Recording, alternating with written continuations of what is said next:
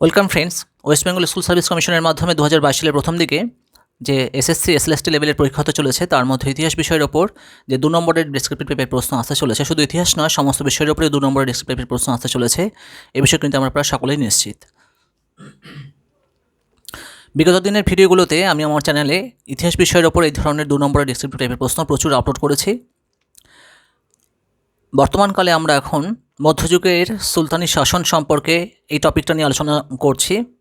দুটো পার্ট এর মধ্যেই আপলোড করা হয়ে গেছে আমার চ্যানেলে। আজকে তৃতীয় পার্ট আপলোড করব এবং আজকের পার্টটা বাকি দুটো পার্টের থেকে আরও বেশি গুরুত্বপূর্ণ হতে চলেছে, সেটা তোমরা প্রশ্ন এবং উত্তর দেখলেই বুঝতে পারবে। তো চলো কথা আমার শুরু করছি। আজকের প্রথম প্রশ্ন হলো, উলেমা কাদের বলা হয়, এদের গুরুত্ব কী? দেখে নিই উত্তর। উলেমারা ছিলেন ইসলামী আইন বিশারদ ও ধর্মের প্রচারক। ভারতের সুলতানি যুগের ইতিহাসে এদের প্রভাব ছিল ব্যাপক। যদুনাথ সরকার, ত্রিপাঠী, ঈশ্বরী প্রসাদ প্রমুখেরা বলেন যে সুলতানের রাষ্ট্র ধর্মাশ্রয়ী হওয়ায় উলেমাদের প্রভাব বৃদ্ধি পায়। আইনের ব্যাখ্যায় ধর্মপ্রচার ছাড়াও সুলতানি রাষ্ট্র ধর্মাশ্রয়ী হওয়ায় উলেমাদের প্রভাব বৃদ্ধি পায়। শিক্ষা, বিচার প্রভৃতি নানা বিষয়ে এরা প্রচুর ক্ষমতা ভোগ করত। ধর্মান্ধ হিন্দু বিদ্বেষী ছিলেন উলেমারা। এদের অস্বীকার বা নিয়ন্ত্রণ করা আলাউদ্দিন বা মোহাম্মদ বিন তুগলকের পক্ষে সম্ভব হলেও অন্যান্য সুলতানদের পক্ষে তা সম্ভব হয়নি। এইবার তোমাদের মনে প্রশ্ন জাগতে পারে যে এখানে ব্র্যাকেট দিয়ে আমি কেন ক্রস চিহ্ন দিয়ে রেখেছি। অনেকের কাছে এই প্রশ্নটার উত্তর অনেক বড় হতে পারে। যাদের কাছে বড় বলে মনে হবে, তবে আমি তার আগে একটু বলে রাখি, এইটুকু উত্তর যদি তোমরা 2 নম্বরের জন্য লিখে দাও তাতে কিন্তু কোনো রকম সমস্যা হবে না। তা সত্ত্বেও যদি কারো কাছে বড় মনে হয়ে থাকে তাহলে ব্র্যাকেট অংশটুকু তোমরা বাদ দিলেও দিতে পারো। দেখে নিই পরের প্রশ্ন। পরবর্তী প্রশ্ন হলো, জিম্মি কাদের বলা হতো? দেখে নিই উত্তর। মুসলমান রাষ্ট্রে অমুসলমান প্রজাবর্গকে জিম্মি বলা হতো। এরা দ্বিতীয় শ্রেণীর নাগরিক বলে পরিগণিত হতো। মুসলমান শাসকগণ কেবলমাত্র হিন্দুদের মধ্যে নাবালক, বিধবা, কৃতদাস, ব্রাহ্মণ ছাড়া সকলের কাছ থেকে জোরপূর্বক জিজিয়া কর আদায় করত। ফিরোজ শাহ তুগলক আবার ব্রাহ্মণদেরও জিজিয়া প্রদানে বাধ্য করেন। গুরুত্বপূর্ণ তথ্য দেখে গেছি, দেখে নাও। সুলতানগণ জিম্মিদের সক্রিয় সহযোগিতা অনুভব করতেন না। বাস্তবিকই সুলতানি যুগে জিম্মিদের অবস্থা ভালো ছিল না। এটা কিন্তু তোমরা উত্তরের মধ্যে দেবে না, এটা বাড়তি একটা তথ্য আমি দিয়ে রেখেছি জাস্ট জানার জন্য। পরের প্রশ্ন দেখে নাও। সুলতানি যুগে হিন্দু মুসলমান সম্পর্ক আলোচনা করো। দেখে নিই উত্তর। সুলতানি যুগে বিজয়ী মুসলমানরা নিজ অহংকার, ধর্মান্ধতা, সক্রিয়তা বজায় রাখার জন্য হিন্দুদের সঙ্গে ব্যবধান সৃষ্টি করে। হিন্দুরাও উদারভাবে বিজয়ী মুসলমানদের শাসন মেনে নিতে পারেননি, কিন্তু দীর্ঘকাল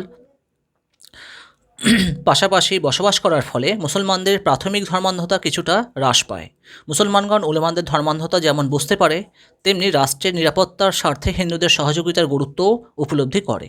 ফলে উভয়ের মধ্যে এক সমন্বয়বাদী দৃষ্টিভঙ্গি গড়ে ওঠে। এই ছিল সুলতানি যুগে হিন্দু মুসলমান সম্পর্ক। দেখে নিই পরের প্রশ্ন।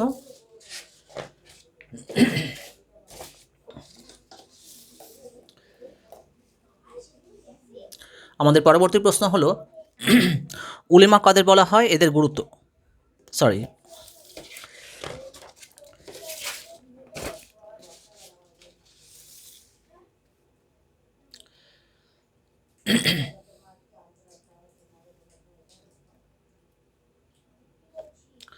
পরবর্তী প্রশ্ন দেখে নাও। সুলতানি যুগের কেন্দ্রীয় শাসন ব্যবস্থার কয়েকজন মন্ত্রীর নাম ও দায়িত্ব আলোচনা করো।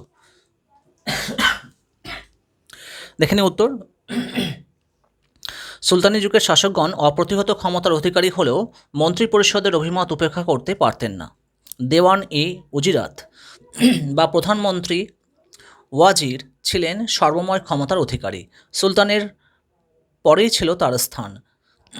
দেওয়ান ই রিসালাত নামক ধর্মীয় প্রতিষ্ঠানের প্রধান ছিলেন সদর উস সুদর। তিনি বিচার বিভাগের দায়িত্ব পালন করতেন। দেওয়ান ই আর্জ নামক সেনাবাহিনী বিভাগের প্রধান ছিলেন আরিজ ই মামালিক। রাষ্ট্রের গোপন তথ্য সংরক্ষণের জন্য ছিল দেওয়ান ই ইনসা। এই বিভাগের প্রধান ছিলেন দানির ই খাস। দেখে নিই পরের প্রশ্ন। তৈমুরলং কে ছিলেন? তিনি কবে ভারত আক্রমণ করেন? উত্তর। তৈমুরলং ছিলেন মধ্য এশিয়ার সমরখন্দের চাঘ তাই তুর্কি গোষ্ঠীর এক দুর্ধর্ষ নেতা। তিনি অল্প সময়ের মধ্যে বিশাল সাম্রাজ্যের অধীশ্বর হন। তিনি তুগলক বংশের শেষ শাসক নাসিরউদ্দিন মামুদ শাহের রাজত্বকালে 1398 খ্রিস্টাব্দে ভারতবর্ষ তথা দিল্লি আক্রমণ করেন। এর ফলে দিল্লি শাসনে পরিণত হয়। পরের প্রশ্ন, লোদি বংশের প্রথম ও শেষ রাজা কে ছিলেন? দেখে নিই। লোদি বংশের প্রথম রাজা ছিলেন বহলোল লোদি 1451 থেকে 89 এবং লোদি বংশের শেষ রাজা ছিলেন ইব্রাহিম লোদি 1517 থেকে 1526 খ্রিস্টাব্দ। পরের প্রশ্ন,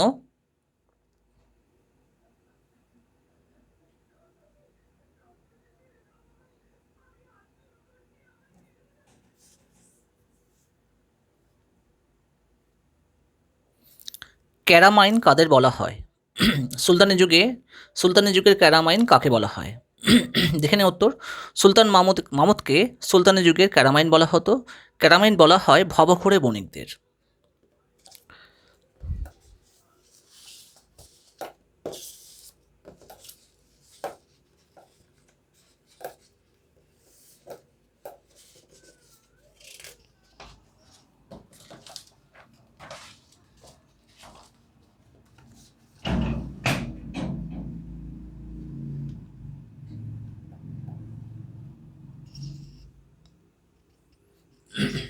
পরের প্রশ্ন, সৈয়দ বংশের প্রথম ও শেষ রাজা কে ছিলেন?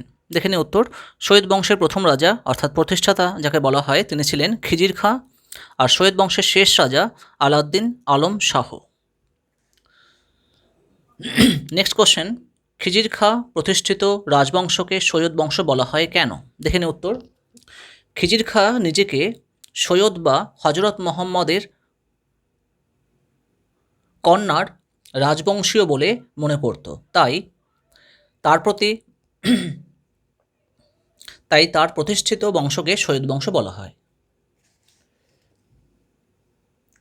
পরবর্তী প্রশ্নে আসা যাক। ইবন বতুতা কে ছিলেন? তিনি কার রাজত্বকালে ভারতে আসেন? দেখে নিন উত্তর। ইবন বতুতা ছিলেন আফ্রিকার পর্যটক মোহাম্মদ বিন তুগলকের রাজত্বকালে তিনি ভারতে আসেন। 1333 খ্রিস্টাব্দ থেকে 42 খ্রিস্টাব্দ পর্যন্ত তিনি ভারতে বসবাস করেন। এর মধ্যে প্রায় 8 বছর তিনি মোহাম্মদ বিন তুগলকের দরবারের প্রধান কাজীর পদে নিযুক্ত ছিলেন। তার বিখ্যাত গ্রন্থ কিতাব উল রাহেলা থেকে মোহাম্মদ বিন তুগলকের রাজত্বকাল ও সমসাময়িক জীবনযাত্রার পরিচয় পাওয়া যায়। গ্রন্থের নাম উত্তরে সবসময় কিন্তু তোমরা সিঙ্গেলের মধ্যে লিখবে। পরের প্রশ্ন দেখে নিই। আমির খসরু কে ছিলেন? তিনি দিল্লির কোন কোন সুলতানের সান্নিধ্য লাভ করেন? দেখে নিই উত্তর। আমির খসরু ছিলেন সুলতানি আমলের শ্রেষ্ঠ সাহিত্যিক, সঙ্গীতজ্ঞ, কবি ও ঐতিহাসিক। ভারতের ইতিহাসে তিনি হিন্দুস্থানের তোতা পাখি নামে পরিচিত। 1325 থেকে 90 খ্রিস্টাব্দ পর্যন্ত তিনি দিল্লির সভাকবি ও ঐতিহাসিক থাকার ফলশ্রুতিতে বহু ঘটনার বিবরণ তার রচনাবলী থেকে জানা যায়। এগুলির মধ্যে উল্লেখযোগ্য হল খাজা ইন উল ফুতুহ, তুগলকনামা, কিরান ও সাদিন, আসিক, এটা হচ্ছে মূলত কবিতামূলক গ্রন্থ, কায়কোবাদ, জালালউদ্দিন খলজি, আলাউদ্দিন খলজি, বলবন, গিয়াসউদ্দিন তুগলকে তার পৃষ্ঠপোষক ছিলেন।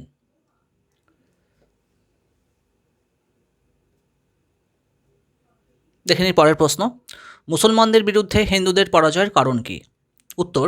একাদশ ও দ্বাদশ শতকে মামুদ ও মোহাম্মদ ঘুরির নিকট হিন্দুদের পরাজয়ের কারণগুলি হল: 1. উত্তর ভারতের রাজনৈতিক অনৈক্য। 2. রাজন্যবর্গের পারস্পরিক দ্বন্দ্বের ফলে সীমান্ত রক্ষার প্রয়োজনীয়তা সম্পর্কে সহানুভূতির অভাব।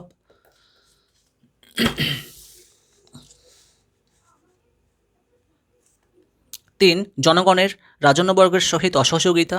4. হিন্দুদের চিরাচরিত যুদ্ধনীতি, হস্তি বাহিনী, একক অধিনায়কত্বের অভাব তুলনায়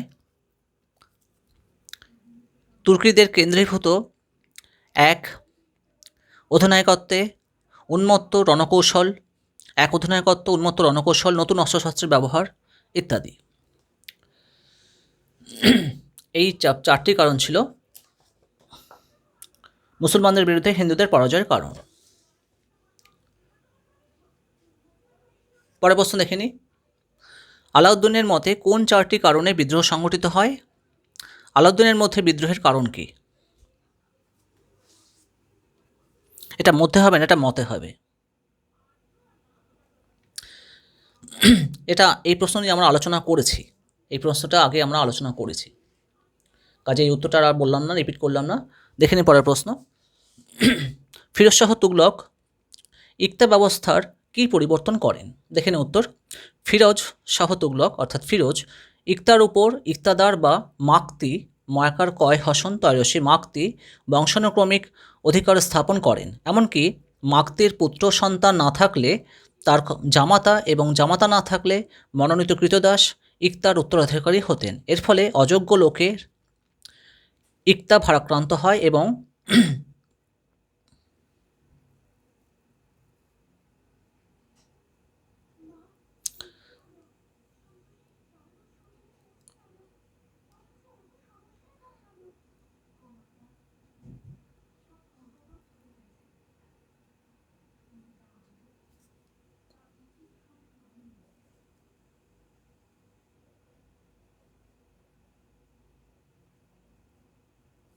মালিকানা থেকে বিচ্ছিন্ন হয়।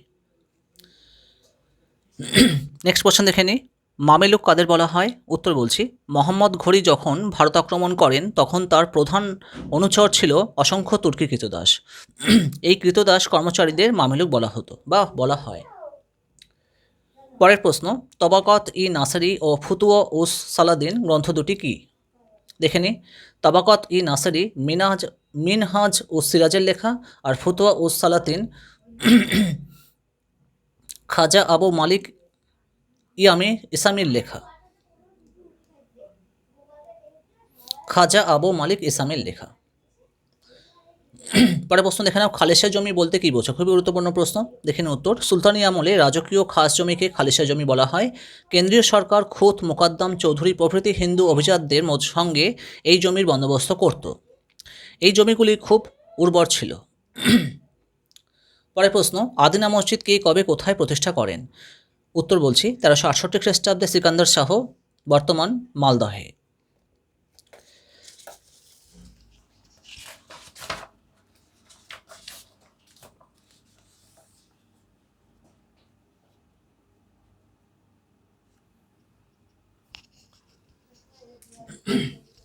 পরের প্রশ্ন দেখে নাও। ভারত আক্রমণকারী দুইজন মঙ্গল নেতা কে? দেখে নাও উত্তর। মঙ্গল কথাটির উদ্ভব চৈনিক শব্দ মাং কু থেকে, এর অর্থ সাহসী। ভারত আক্রমণকারী মঙ্গল হলেন হলাগো, জালালউদ্দিন ফিরোজ খলজির আমলে তিনি আক্রমণ করেছিলেন ভারত। আর 2 নম্বর হচ্ছে তারমাসিরিন, তয়কার বসানোরা হবে একটা,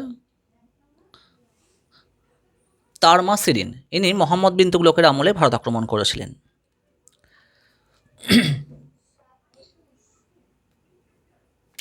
3 নম্বর হচ্ছে সুলতান মাহমুদ, 4 নম্বর মোহাম্মদ ঘুরি। পরবর্তী প্রশ্ন দেখে নিই। আলাউদ্দিনের নরপতিত্বের আদর্শ লেখো। দেখে নিই উত্তর। আলাউদ্দিন বলবনের ন্যায় ঐশ্বরিক তত্ত্ব ও সর্বময় কর্তৃত্বে বিশ্বাস করতেন। তিনি বলতেন, রাষ্ট্রের প্রয়োজনে যা উচিত তা আইন সম্মত বা আইন বিরুদ্ধ হলেও সুলতান তা কার্যকরী করতে পারেন। প্রশাসনে উলেমাদের খবরদারি পছন্দ করতেন না, কিন্তু সহায়তা পছন্দ করতেন। তিনি নিজ প্রয়োজনেই রাষ্ট্র ব্যবস্থা থেকে ধর্ম ব্যবস্থা পৃথক করেন। পরের প্রশ্ন দেখে নিই। খুতবা এবং সিক্কা কি? সুলতানি আমলে প্রচলিত দুটি পার্শ্বিক আদব কায়দা হলো খুতবা ও সিক্কা। এর মধ্যে খুতবা হলো সুলতানের নামে প্রকাশ্যে ধর্ম উপদেশ আবৃত্তি করা, এবং সিক্কা হলো সুলতানের স্বনামাঙ্কিত মুদ্রা প্রচলন।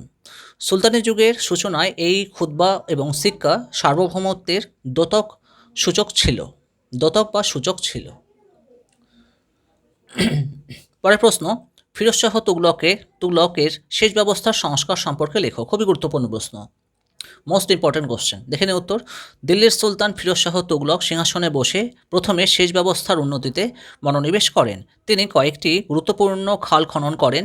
এগুলির মধ্যে উল্লেখযোগ্য ছিল 150 মাইল দীর্ঘ যমুনা নিসাব, খ 96 মাইল দীর্ঘ শতদ্রু থেকে ঘরঘরা, গ ঘরঘরা থেকে ফিরোজাবাদ, ঘ যমুনা থেকে ফিরোজাবাদ, এছাড়া কূপ খননও কিন্তু তিনি করেছিলেন। আজকে শেষ প্রশ্ন দেখে নিই। শেষ প্রশ্ন যাওয়ার আগে বন্ধুরা, যদি ভিডিওটা তোমাদের এতটুকু ভালো লেগে থাকে তাহলে অবশ্যই একটা লাইক, শেয়ার এবং কমেন্ট এবং সাবস্ক্রাইব করে দিও। দেখে নিই উত্তর। শেষ প্রশ্ন, আমির ই কোহি কি?